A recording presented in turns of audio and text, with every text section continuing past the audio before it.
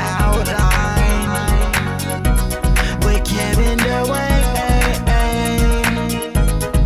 Kevin Dwayne. Kevin Dwayne with Kevin Dwayne.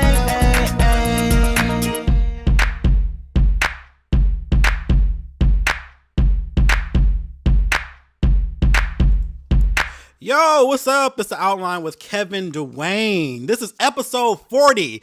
40 episodes. I don't know what to say. Every week, it's just, you just add one to it and you move forward. But remember, you can listen to this podcast and all 40 of its episodes on SoundCloud, iTunes, Stitcher, Google Play Music, and KevinDwayne.com. Please don't forget to leave your comments, leave reviews on iTunes. Also, download them to your device. When you subscribe, you are able to automatically get them delivered to your phones or your iPads or wherever you listen to podcasts. That really helps with the rankings. But thank you to those of you who do it all the time. Thank you for all the kind words, and thank you for listening every week. It's a new week. A lot of bullshit's going on, and we'll get to that. But let's start with my student loans. Does anybody want to pay them for me? Because I just can't deal with this shit anymore. I just can't.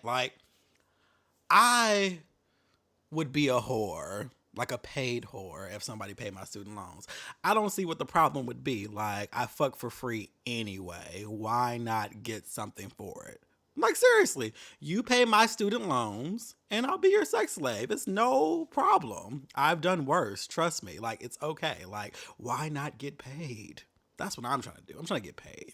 And all you have to do is pay my student loans. No cash will hit my hand. I will give you the account numbers and the websites, and you just go in and put in your banking information, and we will be good. Because I am tired of this shit. I feel like it's been too long, and I'm getting nowhere in paying these bitches. I always give Sally Mae, aka Navient, a hard time, but the truth is, they aren't even the bane of my existence.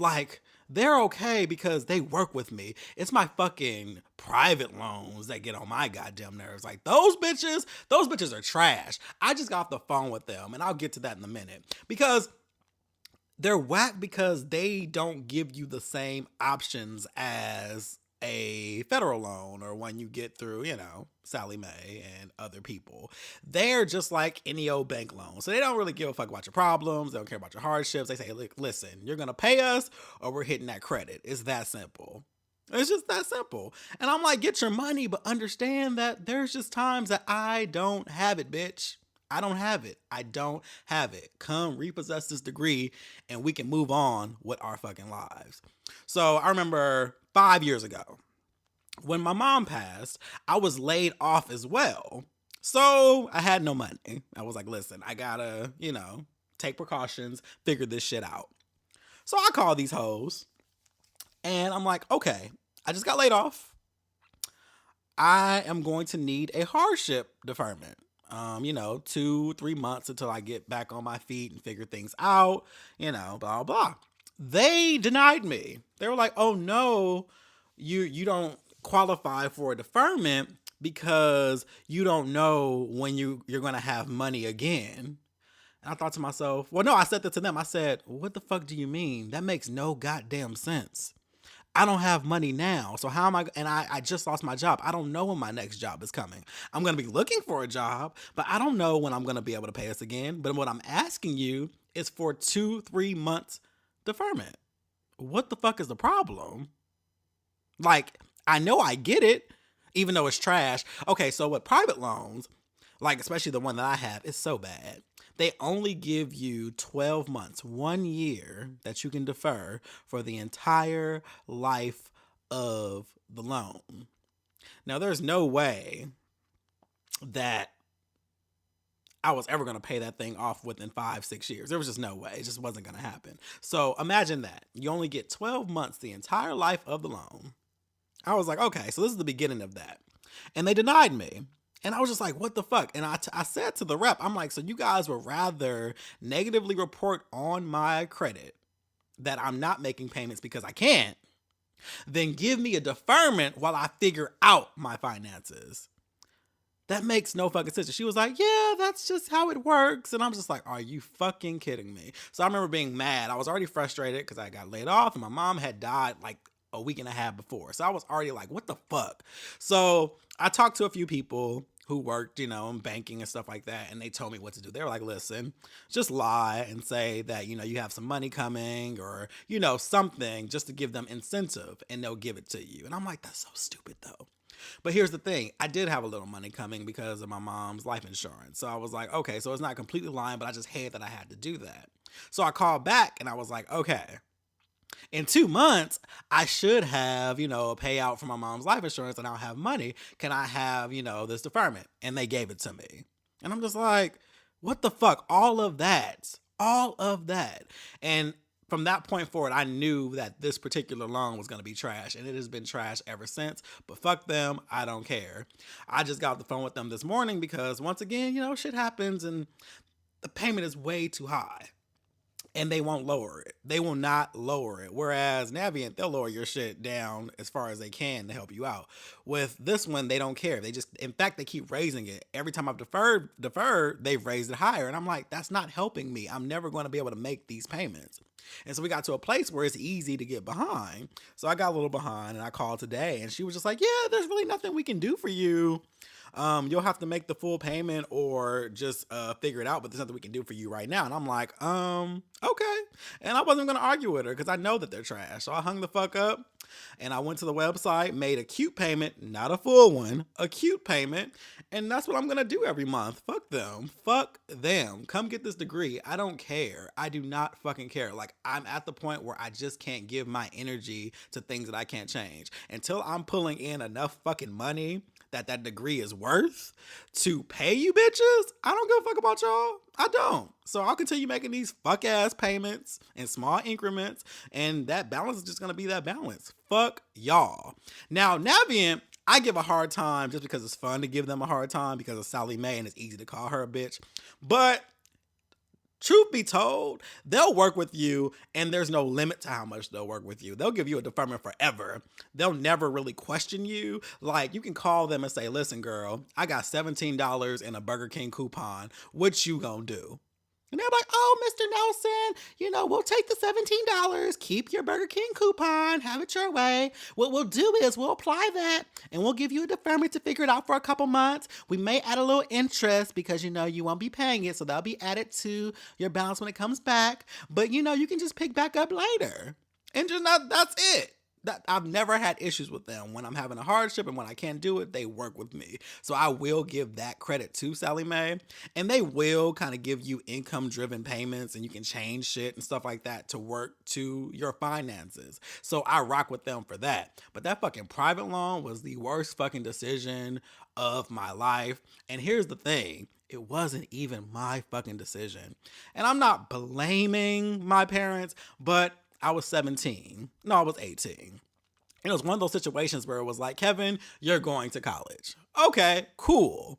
We can't afford for you to go to college, but you're going to college. So my mom, doing what she did to get me there, she went out and, found grants and loans and shit. And she was literally bringing home paperwork and saying, here, sign here. This is how you're going to school. Now, I didn't know that years later I'd be stuck with some fucked up ass finance situations because of my student loans, but my parents were doing what they had to do to get me to go to school. So I get it. I just wish I was a little more financially literal back then. Hell, I wish they were too, because this is some fucking bullshit. Like absolute bullshit. I hate it. I hate them. It's stupid. Like any other bill, they would just cut it off. They would come, if I didn't pay my rent, they would come, take my apartment. I'd be evicted. If I didn't pay my car note, they would get my car. Y'all can have this degree. I'm not fucking using it. It's literally collecting dust right now. I'm looking at the shit. I had to go pick it up because it fell and I didn't give a fuck. I had to go pick it up and put it back on the shelf. I don't care about it, and neither should you. Leave me the fuck alone. But the offer's still out there. One day I'll, pull in some money, like they promised back in the day. Well, never promised it, but back when I was in high school, that was still the American dream, very much. Go to college, get a good job paying over 50,000. Boy, was that some bullshit getting out of school. It took me damn near 5 years after I graduated to even get a decent entry level job. So, whatever. Life of a millennial. It is what it is. That's that. But the offers out there, any of you, if you're balling out of control and you just have disposable income just waiting, feel free. Throw that my way. I'll throw you some ass. It's not a problem. It is not a problem with me. I'm with it. I'm with the shit. I just want these loans off of my plate and off of my credit. How about that? So, email me at theoutlinetopics@gmail.com and we will work something out. And I'm like 75% serious right now. And if the money's right, you can convince that other 25%. And that's where I'm at with it. But whatever. What else is going on? It looks like a bunch of bullshit. A lot of death. A lot of shit has happened in the last week. Let's go back to Easter. So there was this huge manhunt for this Steve Stevens. He has two first names, or had, because he's dead now. Apparently he went on a rampage on Sunday. He was upset, I guess, about a breakup, and he reached his limits, and he was just crazy as fuck. Let's just call it what it is. It just is what it is. So he got on Facebook Live and he killed, I believe the man was 74. His name was Robert Godwin. He was an elderly man, and he was coming home from Easter dinner with his 14 children. Well, with his family. I don't know if all 14 children were there, but he had grandchildren and kids and stuff, and he was an elderly man. And Steve Stevens shot Robert Godwin dead on Facebook Live. I did not watch the video because why? I'm not that guy. I don't like tragedy porn. It was shared so many times. And I did see screen captures that were unavoidable, which I really hate about social media. And I want to dig into that a little bit too, because number one, there was a lot of drama about sharing the video. Like, stop sharing it. And I agree, it shouldn't have been shared out of respect for the family. This is somebody's father and grandfather, brother, cousin, uncle. And you're sharing this video of them being killed in cold blood for no reason on Facebook. So out of respect for his soul and for his family and for the man, that's why you don't share it. It's not because you have a right to share it. And some people are making arguments about, well, this isn't even that bad. Like this was the dumbest argument I ever heard in my life. They're all like, you guys got your nerve talking about this when y'all watch porn and Tumblr and shit. I said, those two things aren't the same. Stupid motherfucker. Like, those aren't the same things. What in your mind made you think they were? And what does watching porn have to do with sharing somebody being killed on Facebook? Like, that doesn't even make any goddamn sense. It's so tone deaf and dumb. And I'm just like, okay. I follow a lot of idiots, I realize. And I unfollowed a lot of idiots that same day. I just can't deal with people who don't think. I can't. People who can't think critically, who can't see the bigger picture, who can't look at things from all sides. It drives me crazy when it's just one-sided. So there's that part. There was drama with that. I fall on the side that the video should have been shared because it's disrespectful to the family of the victim and the victim himself. That's why I believe it shouldn't have been shared. And it's just a fucking disgusting, sick video. It's tragedy porn. There's just no need. And that was that. On the other side, before the man Steve Stevens killed Robert Godwin, he made him say the name Joy Lane. Joy Lane was the girlfriend of Steve Stevens. This obviously caused all the hoteps and misogynists, and when I say misogynists, I mean male and female, because there are some women out there who are just as bad, to start trying to shift blame on his girlfriend. Like, there was somebody really going off like, oh, this bitch made him do it, and that stupid bitch, she was getting death threats and all this shit. And I'm just tired of this shit, y'all. Like, when do we get to a place where we make men accountable for their own shit? We can't blame women for everything. Women aren't culpable for everything that men do. Hell, they're not culpable for anything that they do. Everybody makes their own decisions except children. Now, you can blame a parent for what a child does if the child is young enough, but a grown ass man going out on a rampage and shooting people and going on a hunt, that was his fucking decision. He should have sought out help and he should have handled it a different way. But it's not his mom's fault. It's not his girlfriend's fault. So even bringing up her fucking name makes you an idiot. It makes you stupid. I'm so sick of this. I'm so sick of people trying to blame women for the actions of men. You just can't. Pussy isn't that damn powerful, goddamn it. It's powerful, but it ain't that goddamn powerful. It's just not. Fuck that. Fuck that. He decided to go out and shoot people because he was upset and couldn't take it anymore. He decided to do that. She didn't make him do that shit. I don't give a fuck what she did to him. I don't give a fuck if she threw hot grits on his ass. I don't care. I don't care if she cheated. I don't care about anything. I don't care if she manipulated him. I don't care if she had a baby outside of the damn relationship. I do not care. I don't care if she made him pay child support. I don't care. No matter what she did, he still went out and took a gun and shot a stranger in cold blood. That is his responsibility, and the blood was on his head. That's it. There's no way around it. People have to be responsible for their own fucking actions. Stop trying to blame women for shit that men do. It's stupid. It's dumb. It doesn't make any sense.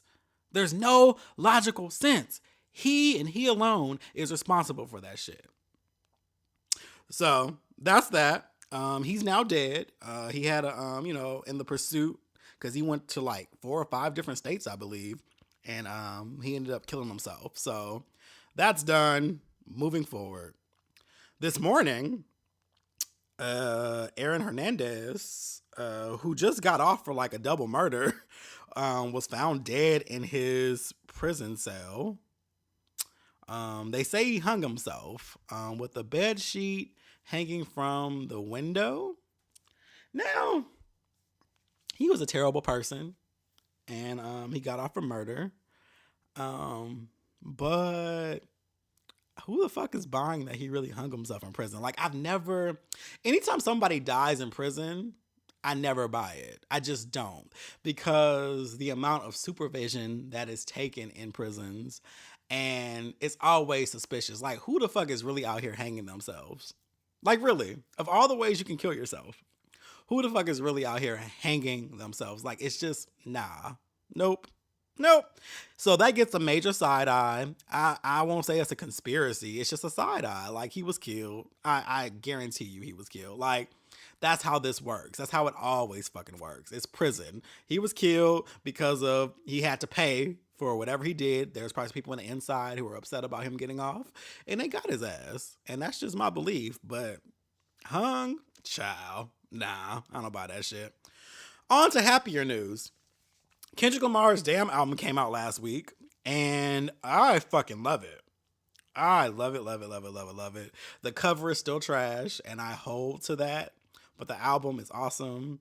I think it's great. I love Kendrick Lamar in general. Like, he just has 3 classic-ass albums, in my opinion. I love them, and it's not even based on hype. I love what Kendrick Lamar is about. I love his message, and like, it's just a great album, and I love the themes throughout. My favorite songs are DNA, Element, Love. I enjoy Fear. Now, I know people want me to say Loyalty because it has fucking Rihanna on it. I do enjoy the song a lot. I hate the word loyalty because I feel it's overused, because it is. The song is cute, but it's not my favorite. I feel like it's just because Rihanna's on it that's making people say, oh my God, it's so good. It's a good song. Like, I like the flow and the swag of it, but it's not my favorite. Element's probably my favorite. Fear is dope. I just love the concepts. And Kendrick is very lyrical, very wise, and I dig everything about him. I streamed his Coachella set over the weekend. It was so good. You know, Kendrick doesn't tour. Like, I don't know if he's going on tour soon, but he hasn't been on a tour in a long time. Like, he doesn't even have concerts that often. So it was so good to see him perform 3 albums of material. Well, actually, he did do his the unreleased, unmastered set he released a couple years ago. He did a couple tracks off of that too. But the visuals were stunning. And if you get a chance, go watch it. It's online. I believe it's on complex.com and also Mr. World Premiere. And the set was amazing. The visuals were so good, and the way he performed on this huge stage, it was stunning. It was great. Like I really enjoy Kendrick. Like he's dope. He is actually one of my favorite rappers. He and J. Cole are my favorite because they just have a conscious mindset that I can rock with. So if you haven't heard the album, listen to it. If you haven't checked out the set, check it out. It's really good. It's about an hour and 10, 15 minutes.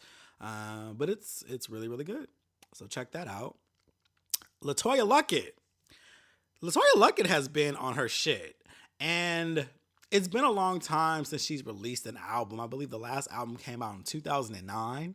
Now there's been other singles and things like that, but they never got anywhere. And she was focusing on acting and doing other things. So I get it.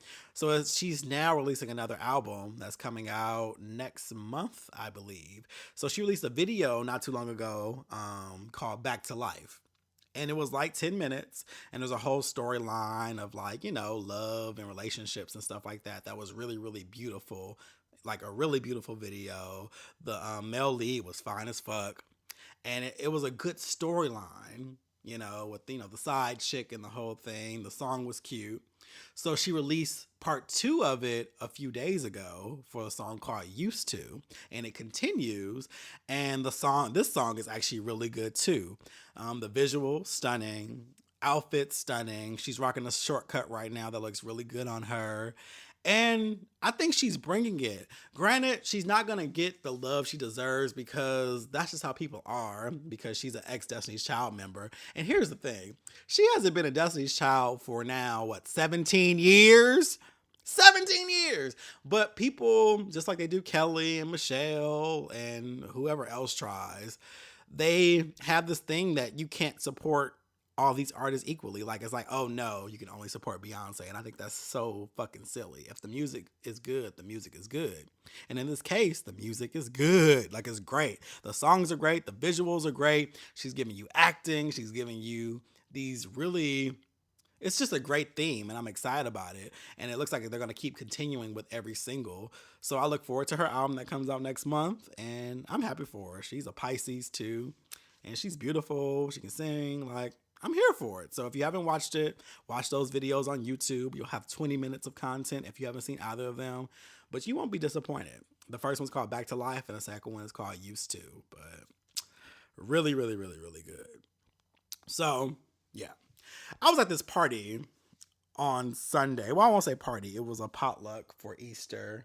A bunch of people got together, bought food and drinks and, chilling. And it was a really good time. And what I noticed was at 8 o'clock, everyone started watching the Housewives reunion. I did not. Now, I don't shame anybody for liking what they like. Like what you like. I'm here for it. I have some guilty pleasures myself that I enjoy. I've taken a break from reality television, so it's not my thing right now. I've just gotten tired of it. I like scripted television now, like real scripted television, not that shit. So I've stopped. But I think I'm just impressed, actually, that people are still tuned in to the same drama on these reality shows. I was kind of impressed by that. Like, people sat there, in that living room and watched that reunion like it wasn't a repeat of the last, 10 years that they've been on air? Like, I'm like, it's the same thing every year, though. Is it not like two or three people are mad at each other? They sit on both sides of Andy. They argue. They go back and forth. They say shady comments that people post on Facebook and Twitter until the next year. It's the same shit. And yet, people eat it up every year. And I think I'm just impressed by that because I got bored. But apparently, it's still a source of great entertainment for people. But I guess it's because we naturally crave drama and stuff like that. I get that. But it's just like, damn, these women have been capitalizing off of this shit for over a decade. And Andy is the real winner because he's been just sitting in the middle, instigating the shit and collecting all the checks.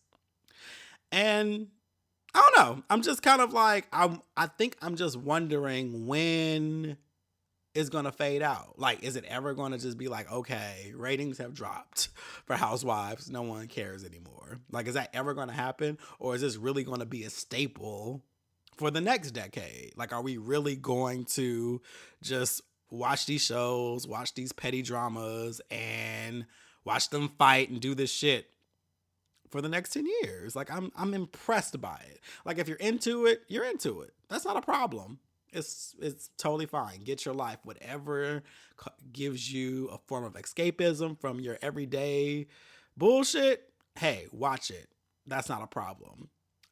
I'm just really amazed that people are still into what we've been getting. It's the same thing. Nothing's new about it. All they do is just switch up marriages and the damn peaches. Like, now Kandi is the lead. Remember, Kandi came in 2009, and she was new.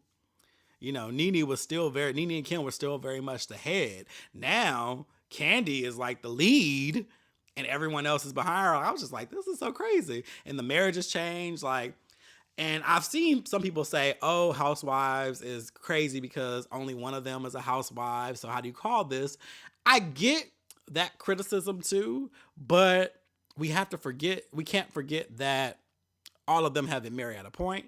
Some of them have gotten divorced in the course of the show. Some of them have gotten married in the course of the show. And it just cycles that way. You can't be mad that shit changes. Not to mention, if they all were just married, it probably wouldn't work the same. But I'm just saying, it changes. Who knows? Next year, Portia may be married, or whoever else, Sheree. Somebody else could be married next year, and then someone could be divorced next year. It's like a revolving door with them. I don't necessarily think that they should be removed from the show if they get a divorce, but it just is what it is. That's just shit happens. I think the whole idea is that, you know, at a point you were a housewife.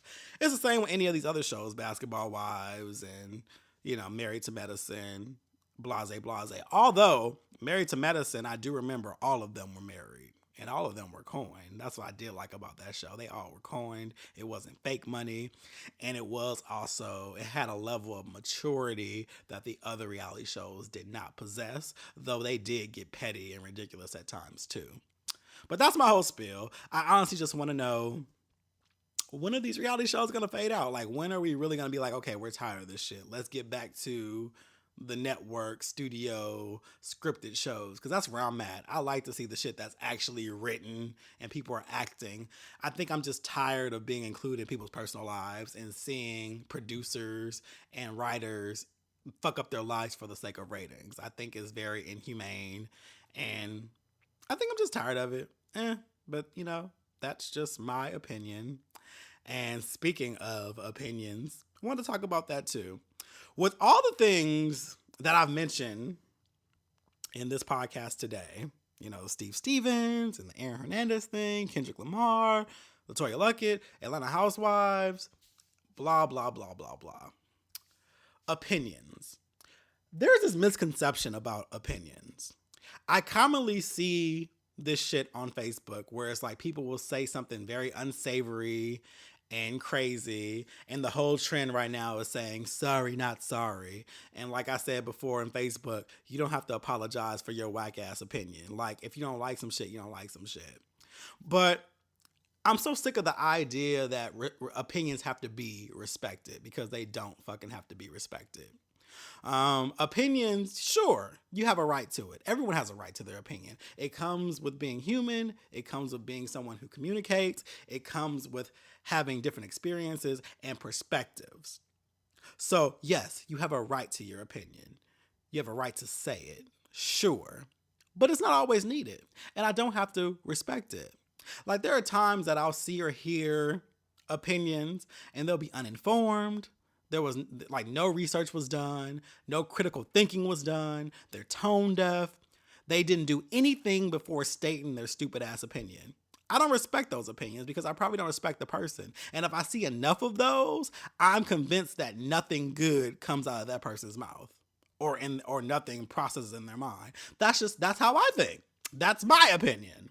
See how that works? So it doesn't have to be respected. If you a fuck ass motherfucker and you have fucked up ass opinions, I don't have to respect your fucking opinion. You have a right to state it, sure. Sure. Say your opinion. There it is. But here's the thing. Here are the things you're missing. You have a right to your opinion, but number one, we don't have to respect it.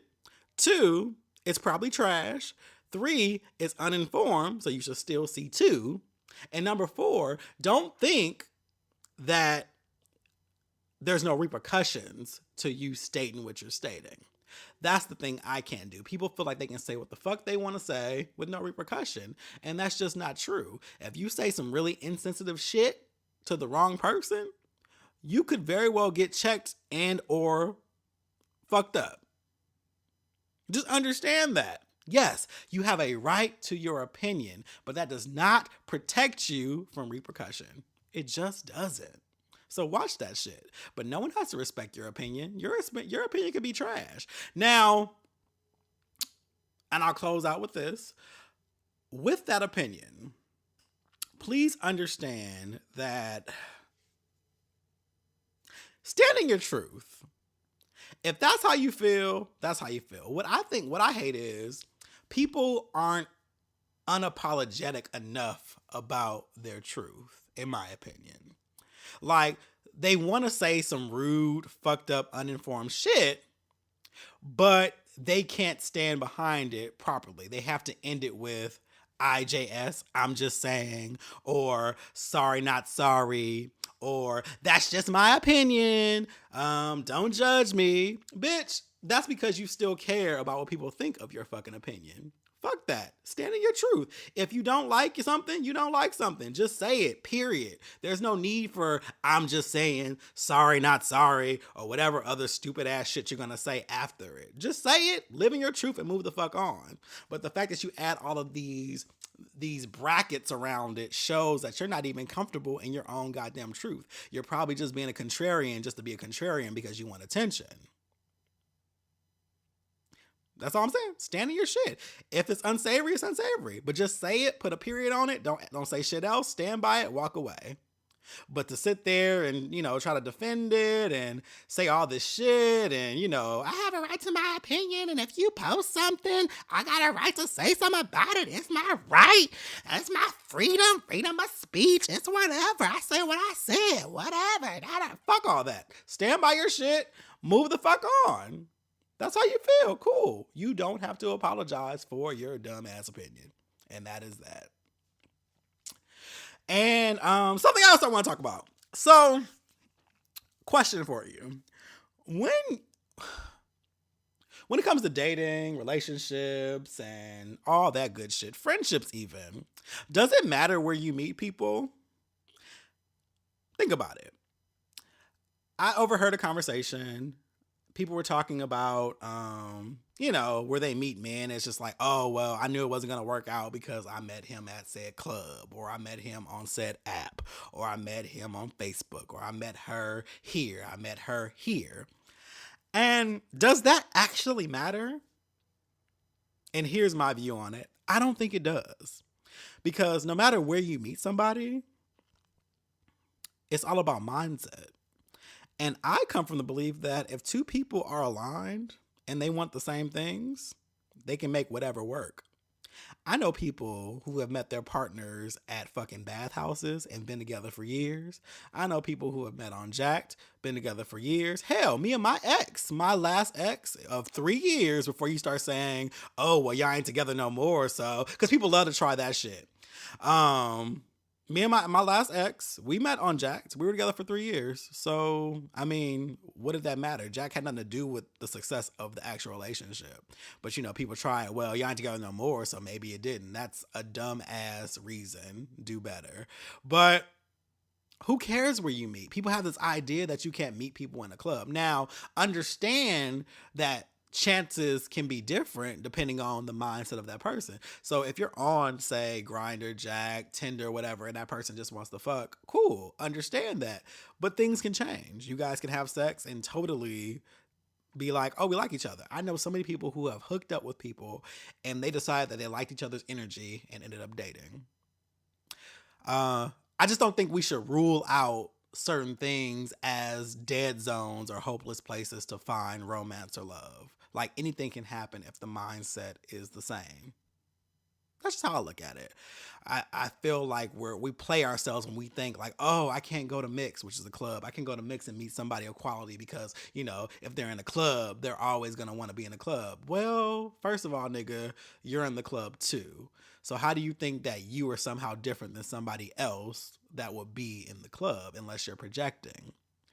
You could very well make something happen. You guys could both have the same view and meet that night. You don't know their story until you figure it out. And the same with Jack. You're on fucking Jack yourself.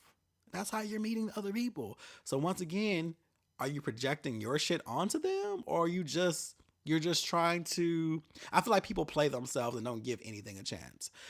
I really don't think it matters where you meet somebody. Now I know chances can be different. That's fair, but you can meet someone any fucking where as long as you guys are aligned and you're thinking and you guys both want to date. Who gives a fuck? Who gives a fuck? Where you meet doesn't fucking matter. It doesn't matter. And that's it. That's all I got today, but thank you for listening to episode 40.